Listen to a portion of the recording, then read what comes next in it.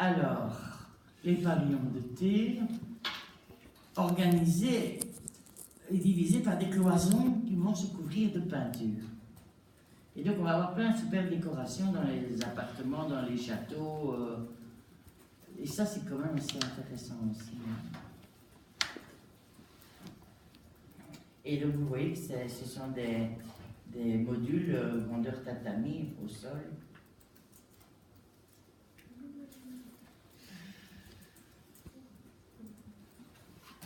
Donc, je vous avais dit donc sous les Momoyama, c'est surtout des châteaux maintenant qu'on va construire. Et comme nouvel espace, donc le shrine, c'est une grande salle de réception privée désignée pour refléter les relations du Seigneur avec ses vassaux au sein d'une société féodale. Regardez les châteaux, ils sont vachement plus hauts encore, et les grandes salles ici.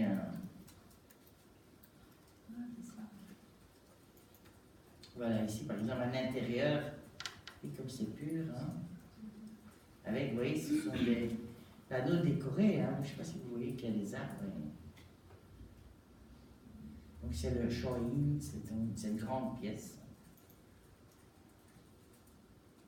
Donc les châteaux féodaux, Osaka, Edo, Himeji, Shibata, Matsumoto, Nijo, Kyoto, Nagoya, il y en a plein, mais vous voyez, ce sont vraiment des grands châteaux qui reposent sur des murailles avec des douves et tout ça comme ici. Donc beau, hein? Donc sa forme actuelle date de 1609 et ses murs ont été entièrement repeints en blanc lors de la restauration qui suivit la Seconde Guerre mondiale. Elle a commencé en 1346. Il s'est modifié au fil des siècles au gré de ses occupants, qui prit possession en 1577, un donjon à 3 niveaux en 1581. Et donc, moi j'ai retenu que à la période Eiji, c'était des bâtiments rectangulaires reliés, puis sous les shoguns, plutôt des bâtiments avec des fossés, des palissades, et puis sous les Muromachi, de nouveau des palais, et sous les Muroyama, des châteaux, avec les shrines et les pavillons de jardin. Voilà. Là sont les châteaux. Vous voyez, château fort, ici on a tous les donjons, les protections, couloirs fortifiés et autres. Par contre, voilà un palais résidentiel qui va vraiment être important et influencer notamment un architecte comme Wright, Clark Wright. Donc ici on est à la période Edo, hein, donc le XVIIe siècle et XVIIIe et début XIXe. Donc, au départ de la période Edo, c'est toujours les shoguns. Puis il y a le shogunat de Tokugawa, avec la capitale, donc Tokyo.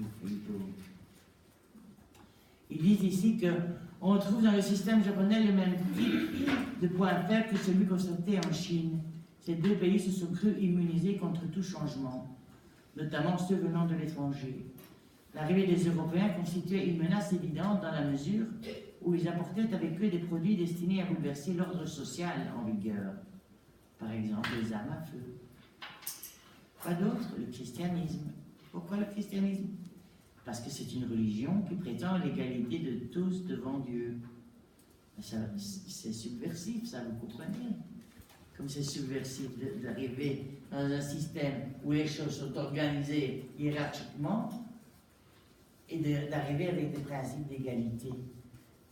Voilà. Donc, qu'est-ce qu'on va faire? Fini. Voilà.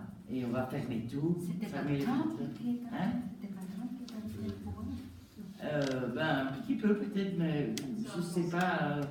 Apparemment, l'époque a été très agréable.